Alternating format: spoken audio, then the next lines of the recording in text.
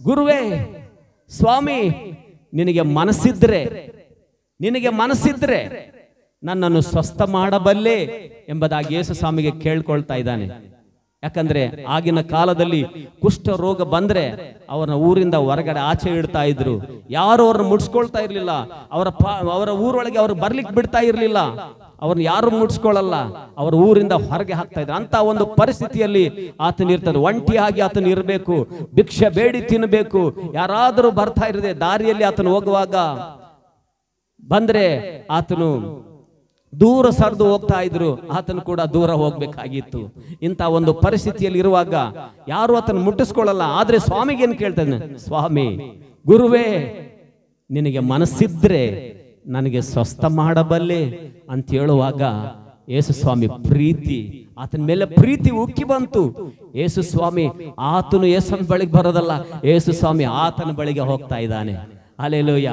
ಆತನ ಹೇಳ್ತಾ ಇದ್ದಾನೆ, ಆತನ ಬಳಿಗೆ ಹೋಗಿ ಆತನ ಕೈಗಳನ್ನ ಮುಟ್ಟಿದನು. ಗಾಯವುಳ್ಳ ಕೈಗಳನ್ನ, ಆ ಹೊಲಸು ನಾರುವಂತ ಕೈಗಳನ್ನ, ಕೀವು ಸೋರುವಂತ ಕೈಗಳನ್ನ ಯೇಸು ಸ್ವಾಮಿ, ನನಗೆ ಮನಸ್ಸಿದೆ, ನನಗೆ ಮನಸ್ಸುಂಟು, ಶುದ್ಧನಾಗು ಎಂಬುದಾಗಿ ಹೇಳಿ ಆತನ ಕೈಗಳನ್ನು ಮುಟ್ಟಿದನು. ತಕ್ಷಣವೇ ಕುಷ್ಠ ರೋಗಿ ಆತನು ಸಂಪೂರ್ಣ ಶುದ್ಧನಾದನು. ಹಲ್ಲೆಲೂಯಾ. ನಾವು ನೋಡುವಾಗ ಯೇಸು ಸ್ವಾಮಿ ಪ್ರೀತಿ ಅದು ಕೇವಲ ಬಾಯಿ ಮಾತಿನಲ್ಲಿಲ್ಲ, ಅದು ಕ್ರಿಯೆಯಲ್ಲಿ, ಕಾರ್ಯರೂಪದಲ್ಲಿರುವುದನ್ನು ನೋಡ್ತೇವೆ. ಇವತ್ತು ಅನೇಕ ಜನ ಕುಷ್ಠ ರೋಗ ಬಂದ್ರೆ ಇದು ಒಂದು ಶಾಪ ಅಂತ ಹೇಳ್ತಾರೆ. ಆತನಿಗೆ ಹೀಗೆ ಆಗಿರುವಂತದ್ದು, ಆತನು ಏನೋ ಪಾಪ ಮಾಡಿರಬೇಕು, ಏನೋ ತಪ್ಪು ಮಾಡಿದಾನೆ, ಅದಕ್ಕೆ ಈ ಶಿಕ್ಷೆ ಆತನಿಗೆ ಬಂದಿದೆ ಅಂತ ಹೇಳ್ತಾರೆ. ಆದ್ರೆ ಯೇಸು ಸ್ವಾಮಿ ಹಾಗೆ ಹೇಳಲಿಲ್ಲ. ಆತನು ನನಗೆ ಮನಸ್ಸುಂಟು, ಶುದ್ಧನಾಗು ಅಂತ ಹೇಳಿ ಆತನ ಕೈಗಳನ್ನು ಮುಟ್ಟಿ ಆತನನ್ನು ಸಂಪೂರ್ಣವಾಗಿ ಶುದ್ಧ ಮಾಡಿದ. ಯೇಸು ಸ್ವಾಮಿ ಮುಟ್ಟುವುದರಿಂದ ಆ ರೋಗ ಎಂತ ರೋಗ ಅಂದ್ರೆ ಒಬ್ಬರಿಂದ ಒಬ್ಬರಿಗೆ ಹರಡುವಂತ ರೋಗ, ಅದು ಕಂಟೇಜಿಯಸ್ ಡಿಸೀಸ್ ಅದು. ಆದರೆ ಯೇಸು ಸ್ವಾಮಿ ಮುಟ್ಟದಾಗ ಆ ರೋಗ ಈತನಿಗೆ ಬರಲಿಲ್ಲ. ಆದರೆ ಯೇಸು ಸ್ವಾಮಿ ಪರಿಶುದ್ಧವಾದ ಕೈಗಳಿಂದ ಆ ಕೈಗಳು ಪರಿಶುದ್ಧವಾದವು. ಹಲ್ಲೆಲೂಯಾ. ದೇವರಿಗೆ ಸ್ತೋತ್ರವಾಗಲಿ. ಯೇಸು ಸ್ವಾಮಿ ಪ್ರೀತಿ ಬಾಯಿ ಮಾತಿನಲ್ಲಿ ನಾವು ಕಾಣ್ತಾ ಇದ್ದೀವಿ. ದೇವರ ಪ್ರೀತಿ ಯೇಸು ಸ್ವಾಮಿ ಕ್ರಿಯೆಯಲ್ಲಿ ನಾವು ಕಾಣುತ್ತಾ ಇದ್ದೀವಿ. ಮೂರನೇದಾಗಿ ನೋಡುವಾಗ ಯೇಸು ಸ್ವಾಮಿ ಪ್ರೀತಿ ನಾವು ಎಲ್ಲಿ ಕಾಣ್ತೀವಂತಂದ್ರೆ, ಯೇಸು ಸ್ವಾಮಿ ಒಂದು ಮಾತಿಗೆ ಹೇಳ್ತೇನೆ, ನಾನು ಸೇವೆ ಮಾಡಿಸಿಕೊಳ್ಳೋದಕ್ಕೆ ಬರಲಿಲ್ಲ, ನಾನು ಸೇವೆ ಮಾಡುವುದಕ್ಕೂ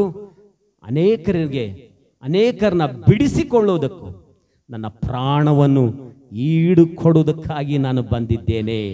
ಹಲ್ಲೆಲೂಯಾ. ಯೇಸು ಸ್ವಾಮಿ ಯಾಕೆ ಲೋಕಕ್ಕೆ ಬಂದಿದ್ದಾರೆ? ಯಾಕೆ ಬಂದಿದ್ದಾರೆ ಯೇಸು ಸ್ವಾಮಿ? ಧರ್ಮ ಪ್ರಚಾರ ಮಾಡಕ್ ಬಂದಿಲ್ಲ, ಮತಾಂತರ ಮಾಡ್ಲಿಕ್ಕೆ ಬಂದಿಲ್ಲ. ಯೇಸು ಸ್ವಾಮಿ ಬಂದಿರುವುದು ತನ್ನ ಪ್ರಾಣವನ್ನು ಈಡು ಕೊಟ್ಟು ನಮ್ಮನ್ನ ಬಿಡಿಸುವುದಕ್ಕಾಗಿ ಯೇಸು ಸ್ವಾಮಿ ಬಂದಿದ್ದಾರೆ. ಹಲ್ಲೆಲೂಯಾ. ನಾನು ಸೇವೆ ಮಾಡಿಸಿಕೊಳ್ಳೋದಕ್ಕೆ ಬಂದಿಲ್ಲ. ಯೇಸು ಸ್ವಾಮಿ ಲೋಕದಲ್ಲಿ ಅನೇಕರಿಗೆ ಸೇವೆ ಮಾಡಿದ್ರು. ಕುಷ್ಠ ರೋಗಿ ಸ್ವಸ್ಥ ಮಾಡಿದ್ರು, ಕುರುಡನಿಗೆ ಸ್ವಸ್ಥ ಮಾಡಿದ್ರು, ಕುಂಟನನ್ನು ಸ್ವಸ್ಥ ಮಾಡಿದ್ರು. ಎಲ್ಲಾ ತರದ ರೋಗಗಳನ್ನ, ಎಲ್ಲಾ ತರದ ಬೇನೆಗಳನ್ನ ಯೇಸು ಸ್ವಾಮಿ ಸ್ವಸ್ಥ ಮಾಡಿ ಕೊನೆಗೆ ಶಿಷ್ಯರ ಕಾಲುಗಳನ್ನು ಕೂಡ ಏನ್ ಮಾಡಿದ್ರು? ತೊಳೆದರು. ಅಂತಹ ಸೇವೆ ಯೇಸು ಸ್ವಾಮಿ ಅದ್ಭುತವಾದ ಸೇವೆ ಮಾಡಿ, ದೇವಾದಿ ದೇವನು, ಕರ್ತಾದಿ ಕರ್ತನು, ರಾಜಾದಿ ರಾಜನು ಆಗಿರುವಂತಹ ದೇವರು ಮನುಷ್ಯರ ಕಾಲುಗಳನ್ನು ತೊಳೆದನು. ಆತನ ಅನೇಕರ ಸೇವೆಯನ್ನ ನಾನು ಸೇವೆ ಮಾಡಿಸ್ಕೊಳ್ಳಕ್ ಬಂದಿಲ್ಲ, ನಾನು ಸೇವೆ ಮಾಡಲಿಕ್ಕೆ ಬಂದಿದ್ದೇನೆ.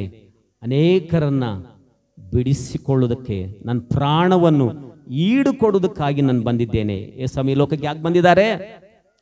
ತನ್ನ ಪ್ರಾಣ ಕೊಟ್ಟು ನಮ್ಮನ್ನ ಬಿಡಿಸ್ಲಿಕ್ಕೆ ಬಂದಿದ್ದಾರೆ. ಎದರಿಂದ ಬಿಡಿಸ್ಲಿಕ್ಕೆ? ನಮ್ಮ ಪಾಪಗಳಿಂದ ಬಿಡಿಸಲಿಕ್ಕೆ. ಎದಕ್ಕೆ ಬಂದಿದ್ದಾರೆ ಯೇಸು ಸ್ವಾಮಿ? ಎದಕ್ಕೆ ಬಂದಿದ್ದಾರೆ ಯೇಸು ಸ್ವಾಮಿ? ಯೇಸು ಸ್ವಾಮಿ ಬಂದಿರುವಂತ ಒಂದೇ ಒಂದು ಉದ್ದೇಶ ಏನಂದ್ರೆ ಆತನ ಪ್ರಾಣವನ್ನು ಕೊಡುವುದಕ್ಕೆ. ಆ ಪ್ರಾಣ ಕೊಟ್ಟು ನನ್ನನ್ನು, ನಿನ್ನನ್ನು ಆ ನಾಶನದಿಂದ, ಪಾಪದಿಂದ, ನಿತ್ಯ ನರಕದಿಂದ ನಮ್ಮನ್ನ ಬಿಡಿಸಿಕೊಳ್ಳುವುದಕ್ಕೆ ಯೇಸು ಸ್ವಾಮಿ ಲೋಕಕ್ಕೆ ಬಂದಿದ್ದಾನೆ. Hallelujah, hallelujah. ಯೇಸು ಸ್ವಾಮಿ ಆತನು ಪ್ರಾಣ ಕೊಟ್ಟನು ನಮಗೋಸ್ಕರವಾಗಿ, ಪಾಪ ಪರಿಹಾರಕ್ಕೋಸ್ಕರವಾಗಿ ಶಿಲುಬೆ ಮೇಲೆ ರಕ್ತವನ್ನು ಸುರಿದು ಸತ್ತು ಹೂಣಲ್ಪಟ್ಟು 3ನೇ ದಿನ ಮೃತ್ಯುಂಜಯನಾಗಿ ಪಾಪ ಮತ್ತು ಮರಣ ಎರಡನ್ನು ಈ ಸಮಯದಲ್ಲಿ ಮಾತನಾಡುವಂತ ವಿಷಯ ಅಂದ್ರೆ, ದೇವರು ಪ್ರೀತಿಯಾಗಿದ್ದಾನೆ. ಏನಾಗಿದ್ದಾನೆ? ದೇವರು ಪ್ರೀತಿಯಾಗಿದ್ದಾನೆ. ದೇವರು ಪ್ರೀತಿಸುವವನಾಗಿದ್ದಾನೆ. ದೇವರು ಮನುಷ್ಯರನ್ನ ಆತನು ಪ್ರೀತಿ ಮಾಡುವವನಾಗಿದ್ದಾನೆ. ದೇವರು ಲೋಕದ ಮೇಲೆ ಎಷ್ಟೋ ಪ್ರೀತಿಯನ್ನಿಟ್ಟು ತನ್ನ ಒಬ್ಬನೇ ಮಗನನ್ನು ಕೊಟ್ಟನೆಂಬುದಾಗಿ ನೋಡ್ತೇವೆ. ದೇವರು ಲೋಕದ ಮೇಲೆ ಎಷ್ಟೋ ಪ್ರೀತಿ ಇಟ್ಟನಂದ್ರೆ ಎಲ್ಲ ಮನುಷ್ಯರು, ಯಾವುದೇ ದೇಶದವರಾಗಿರ್ಬೋದು, ಯಾವುದೇ ಭಾಷೆಯವರಾಗಿರ್ಬೋದು, ಯಾವುದೇ ಪಂಗಡದವರಾಗಿರ್ಬೋದು, ಯಾವುದೇ ಬಣ್ಣದವರಾಗಿರ್ಬೋದು, ಯಾರೇ ಆದ್ರೂ ಸರಿ ಎಲ್ಲರನ್ನ ಪ್ರೀತಿ ಮಾಡುವಂತ ಒಬ್ಬ ವ್ಯಕ್ತಿ ಇದ್ದಾನಂದ್ರೆ ಆತನೇ ದೇವರು. ಹಲ್ಲೆಲೂಯಾ. ನೋಡಿ, ಆ ದೇವರು ಆತನು ಎಲ್ಲರ ಮೇಲೆ ಮಳೆ ಸುರಿಸ್ತಾನೆ ಅಲ್ಲ, ಸೂರ್ಯ ಎಲ್ಲರ ಮೇಲೆ ಉದಯಿಸ್ತಾನೆ. ಅಂದ್ರೆ ದೇವರು ಎಲ್ಲರನ್ನು ಆತನು ಪ್ರೀತಿಸುವವನಾಗಿದ್ದಾನೆ. ಆದುದರಿಂದ ಯಾರು ಪ್ರೀತಿಸ್ತಾರೋ ಅವರು ದೇವರನ್ನು ಬಲ್ಲವರು. ನೋಡೋಣ ಪ್ರಿಯರೇ, ನಾವು ಒಬ್ಬರನ್ನೊಬ್ಬರು ಪ್ರೀತಿಸೋಣ. ಪ್ರೀತಿಯು ದೇವರಿಂದ ಆಗಿದೆ ಮತ್ತು ಪ್ರೀತಿ ಮಾಡುವ ಪ್ರತಿಯೊಬ್ಬನು ದೇವರಿಂದ ಹುಟ್ಟಿದವನಾಗಿದ್ದಾನೆ, ದೇವರನ್ನು ಬಲ್ಲವನಾಗಿದ್ದಾನೆ. ಇವಾಗ ನನಗೆ ದೇವರು ಗೊತ್ತು, ನಾನು ದೇವರನ್ನು ತಿಳ್ಕೊಂಡಿದ್ದೇನೆ ಅಂತ ಹೇಗೆ ನಾವು ಹೇಳಿಕ್ ಸಾಧ್ಯ? ಪ್ರೀತಿ ಮಾಡೋದ್ರಿಂದ. ಹಲ್ಲೆಲೂಯಾ.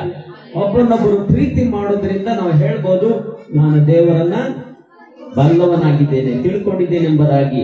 ಒಂದ್ ವೇಳೆ ಯಾರಾದರೂ ಒಬ್ಬರನ್ನೊಬ್ಬರು ಪ್ರೀತಿ ಮಾಡದೆ ಹೋದ್ರೆ ಆತನಲ್ಲಿ ದೇವರು ಇಲ್ಲ ಅಂತೇಳಿ ನಾವು ನೋಡ್ತೀವಿ. ಅವನು ದೇವರನ್ನು ಬಲ್ಲವನಲ್ಲ, ಆತನ ದೇವರು ಇಲ್ಲ ಎಂಬುದಾಗಿ ನೋಡ್ತೀವಿ. ಯಾಕಂದ್ರೆ ದೇವರು ಪ್ರೀತಿ ಸ್ವರೂಪಿಯಾಗಿದ್ದಾನೆ. ಸೊ ದೇವರು ಆತನು ಎಲ್ಲರನ್ನು ಪ್ರೀತಿಸುವನಾಗಿದ್ದಾನೆ. ಮತ್ತು ಅಷ್ಟೇ ಅಲ್ಲ, ದೇವರು ಪಾಪಿಗಳನ್ನು ಪ್ರೀತಿಸುತ್ತಾನೆ. ಹಲ್ಲೆಲೂಯಾ. ಎಂತವನು ಪ್ರೀತಿ ಮಾಡ್ತಾನೆ? ಪಾಪಿಗಳನ್ನು. ನೋಡಿ, ನಾವು ಯಾವ್ದಾದ್ರೂ ಒಂದು ಸ್ನೇಹ ಮಾಡ್ಬೇಕಂತಂದ್ರೆ ಒಳ್ಳೆಯವ್ರು ಸ್ನೇಹ ಮಾಡ್ತೀವಿ, ಅದಲ್ಲ? ಯಾರಾದ್ರೂ ಕೆಟ್ಟವರಿದ್ರೆ ಬೇಡಪ್ಪ, ಅವನು ಚೆನ್ನಾಗಿಲ್ಲಪ್ಪ ಅಂತ ಅವನ ದೂರ ಮಾಡ್ಲಿಕ್ಕೆ ನಾವು ನೋಡ್ತೀವಿ.